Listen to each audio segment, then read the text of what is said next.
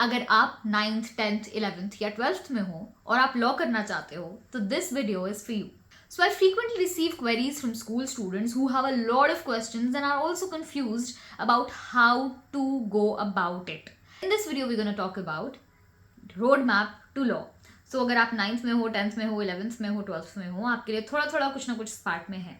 अगर आपको सब कुछ ऑलरेडी पता है, एग्जाम कौन सा होता है, कौन से कॉलेजेस हैं, कैसे आप प्रिपेयर करते हो, तो यू कैन वेरी वेल अभी ही इस वीडियो को छोड़ के जा सकते हो. ये वीडियो उनके लिए जिनको नहीं पता है कि कौन से कॉलेजेस होते हैं, कौन से एग्जाम्स होते हैं, अभी मुझे 9th में या 10th में या 11th में या 12th में क्या करना चाहिए. Then this video is for you and now let's get इन.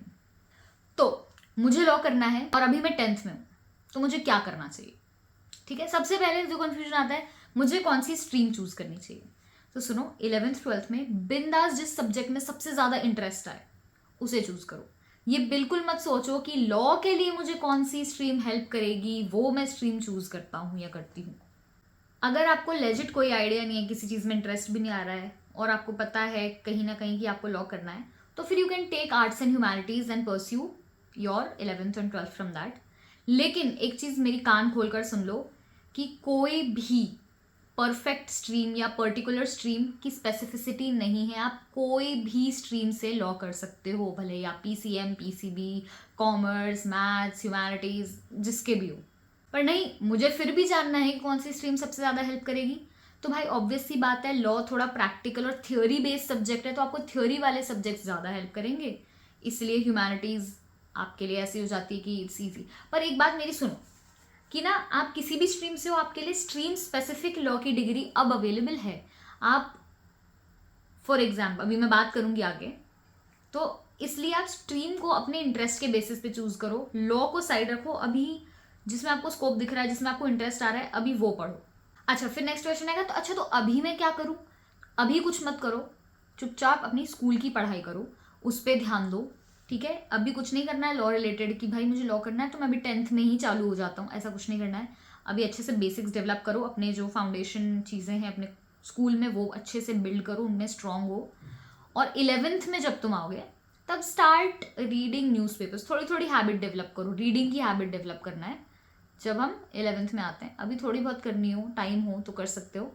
बाकी 11th में आते आते तुमको थोड़ा सा न्यूज़पेपर रीडिंग इन सब में हैबिट डेवलप करना स्टार्ट करना है. अब कॉलेज के बारे में सुन लो. तो इंडिया में लॉ करने के लिए 3 प्रकार के कॉलेजेस हैं. ठीक है, पहला है नेशनल लॉ यूनिवर्सिटीज़, जिन्हें हम NLUs कहते हैं. दूसरा प्राइवेट लॉ कॉलेजेस, और तीसरा गवर्नमेंट या other state universities that are there. ठीक है, ये 3 जगह हैं जहाँ से आप लॉ कर सकते हो.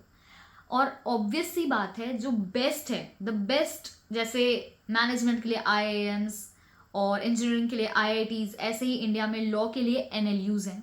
ठीक है, तो इसलिए हमारा फोकस होगा कि हमारे NLUs में हमें एडमिशन मिले. And for that you need to appear for CLAT, common law admission test. जैसे IITs, IIMs के लिए JEE और CAT होता है, ऐसे ही लॉ में अगर आपको एंटर करना है NLUs में एडमिशन के लिए, you need to give CLAT. तो कॉमन लॉ एडमिशन टेस्ट आपको सिर्फ NLUs में एंट्री नहीं देगा, कई सारे प्राइवेट कॉलेजेस हैं, उनमें भी आपको CLAT का स्कोर दिखाना पड़ता है, उसके हिसाब से आपका सिलेक्शन होता है. ऐसे कई कॉलेजेस हैं. वी शुड एम कि हमारा NLUs में एडमिशन हो जाए, हम अच्छे से प्रिपेयर करें. ये लिस्ट है टोटल NLUs जितने भी हैं इंडिया में उनकी. तो इस एग्जाम में 4 सेक्शंस होते हैं, 1, 2, 3, 4. ये 4 सेक्शंस होते हैं जिसके क्वेश्चंस आते हैं. टोटल नंबर ऑफ क्वेश्चंस इतने होते हैं. कब से प्रिपरेशन स्टार्ट करनी चाहिए? मुझे लगता है कि 12th में फुल फ्लेजेड प्रिपरेशन करनी चाहिए. 11th में आपको अपनी रीडिंग, अपने बेसिक्स को क्लियर करने में ध्यान देना चाहिए, क्योंकि मुझे लगता है कि 2 साल की प्रिपरेशन बहुत ज़्यादा टाइम होता है और एक कंसिस्टेंट एफर्ट मारने के लिए उतनी एनर्जी, उतनी एंथुजियाज्म चाहिए होती है. तो 12th में फुल 100% फोकस के साथ प्रिपरेशन करो, लेकिन अभी 11th में अपने बेसिक्स को, अपने एप्टीट्यूड को डेवलप करने में मेहनत करो. दैट इज़ रीडिंग हैबिट्स सुधारो, मैथ्स के कुछ बेसिक्स जो होते हैं उनको सुधारो, अपने 11th के स्कोर पे ध्यान दो. इन सब पे बहुत ज़्यादा कुछ करने की जरूरत नहीं है. न्यूज़ और इन सब से धीरे धीरे करके आपको ऑटोमेटिकली वो चीज़ डेवलप होने लगेगी. 12th में आप अच्छे से प्रिपेयर कर पाओगे. How do you prepare is a different topic all together which is in very detail, but मुझे ऐसा लगता है और बहुत सारे यूट्यूब वीडियोस अवेलेबल हैं telling you how do you prepare for CLAT, तो आप वो देख सकते हो, वो ज़्यादा अच्छे हैं आपको बताने के लिए आप क्लैट से कैसे क्लैट की प्रिपरेशन करो, ठीक है। अगली चीज़, अगर आप एनएलयूज़ की वेबसाइट पे जाओगे, उनकी फ़ीस वगैरह देखोगे अभी इंटरेस्टेड होने के बाद, तो आपको दिखेगा भयंकर फीस है, मतलब बहुत ज़्यादा फीस है। तो उसके कारण भी हमें डिसहार्टेंड नहीं होना है। हम कितने ही हम्बल बैकग्राउंड से हैं, कितने ही अच्छे बैकग्राउंड से, हमें स्कॉलरशिप मिल सकती हैं। बहुत सारी अपॉर्चुनिटीज़ होती हैं, बहुत सारी ऐसी ऑर्गेनाइजेशंस होती हैं जो हमें स्कॉलरशिप लेने में हेल्प करती हैं। आप एक बार क्लैट क्लियर कर लो, अगर वो क्लियर हो जाता है, आपकी रैंक अच्छी आ जाती है, उसके बाद अगर आपको नीड होती है तो अपन साथ में भी मेहनत कर सकते हैं। I can try my best, जितना मेरी एबिलिटीज़ होंगी। आप मुझे रीच आउट करो, अगर आपकी अच्छी रैंक आती है, आपको कोई एनएलयू मिल रहा है या कोई भी बड़ा कॉलेज मिल रहा है और आपको स्कॉलरशिप अरेंज करना है, वी कैन ट्राई टुगेदर कि कुछ ना कुछ हो जाए। बाकी आप वहीं कॉलेज में भी बात करोगे तो बहुत सारे ऑप्शन होते हैं। तो just because you do not have enough money does not mean that you leave that college behind. At least हाँ, मैं मानती हूँ क्लैट की एप्लीकेशन फीस 4,000 रुपये होती है या समथिंग लाइक दैट, वो अफोर्ड करना मुश्किल होता है, बट एक बार शिद्दत से प्रिपरेशन करके अच्छे से क्लैट क्रैक करके एक कॉलेज में घुसो, उतना पहुंच जाओ, फिर चीज़ें ना अपने आप सेटल होंगी, अपने आप कुछ ना कुछ अरेंजमेंट्स हो जाएंगे। बट उसको सोच के अभी ही क्लैट की प्रिपरेशन ना करो, छोटे कॉलेज में जाने का ट्राई करो। मुझे लगता है एक अच्छा 100% शॉट देना चाहिए कि कभी लाइफ में रिग्रेट ना रहे। क्लैट के अलावा बहुत सारे कॉलेजेस हैं जहाँ अप्लाई कर सकते हो, इस वीडियो में हमने बात करी है, तो थोड़ा भी रेफरेंस के लिए देख सकते हो। लेकिन मुझे लगता है इसमें मुझे और कुछ कॉलेजेस ऐड करने हैं, तो I will do one thing, I will make another video for all of you so that you don't miss that video. Consider subscribing to this channel. अब जो मैं बात कर रही थी आपसे कि आप पीसीएम से हो, पीसीबी से हो, कॉमर्स से हो, आर्ट से हो, तो भी आप लॉ स्पेसिफिक फील्ड में कर सकते हो। जैसे कि अगर आप पीसी में हो तो आप बीएससी एलएलबी कर सकते हो, आप बीटेक एलएलबी कर सकते हो। अगर आप ह्यूमैनिटीज़ बैकग्राउंड से हो तो आप बीए एलएलबी ऑनर्स कर सकते हो। अगर आप कॉमर्स बैकग्राउंड से हो तो आप B Com LLB, BA LLB, BB LLB कर सकते हो। अच्छा, अब ये भी सुन लो कि बीए एलएलबी ऐसी चीज़ है जो बी कॉम, पीसीबी, पीसीएम सबके लिए खुली है। लेकिन बीए अगर सिर्फ ह्यूमैनिटीज़ है तो आपके लिए बीएससी, बीबीए, बीकॉम ये सब नहीं खुला है। तो उस हिसाब से तुम खुद देखो, तुम अपने इंटरेस्ट के हिसाब से चूज करो, ठीक है। बहुत अच्छी अच्छी यूनिवर्सिटीज़ हैं जो बीएससी एलएलबी देती है, जैसे दिस एनएफएसयू करके university which is very good, यहाँ में पास में ही है। बीएससी एलएलबी बहुत अच्छा है उसका। तो इस तरीके से ना अपने आप को लिमिट मत करो कि नहीं सिर्फ लॉ ही करना है तो ह्यूमैनिटीज़ ही लूँगा, नहीं, अभी अपना अरीना हमेशा बड़ा रखो।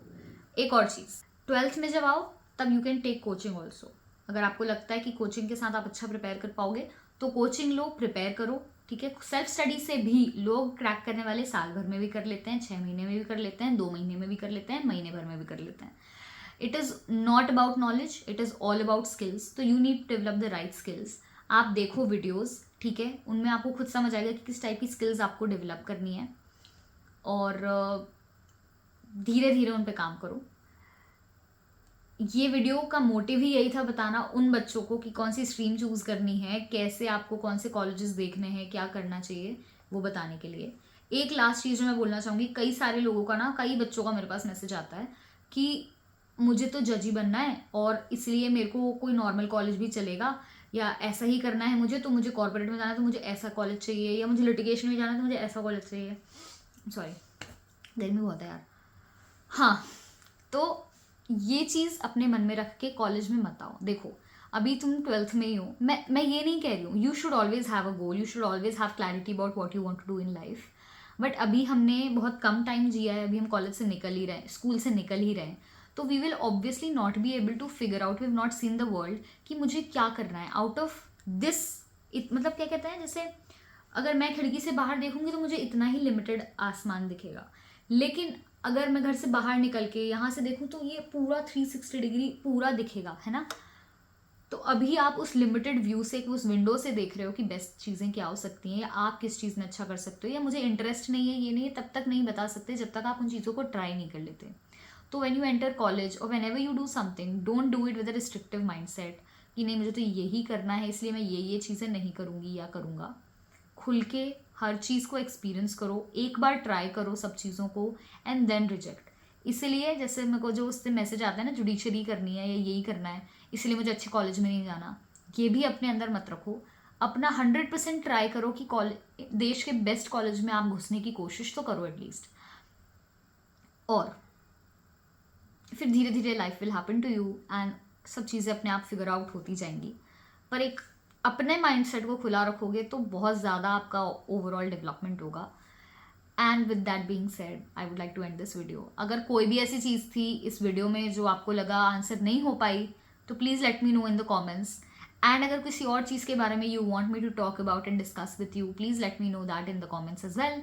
आप मुझे डायरेक्टली मेल भी कर सकते हो, कमेंट भी कर सकते हो इस वीडियो के नीचे, या फिर मेरे इंस्टाग्राम पे मैसेज कर सकते हो अगर आपको कोई स्पेसिफिक डाउट हो तो. In this video that was it. I will see you in the next video. Till then keep watching. नमस्ते.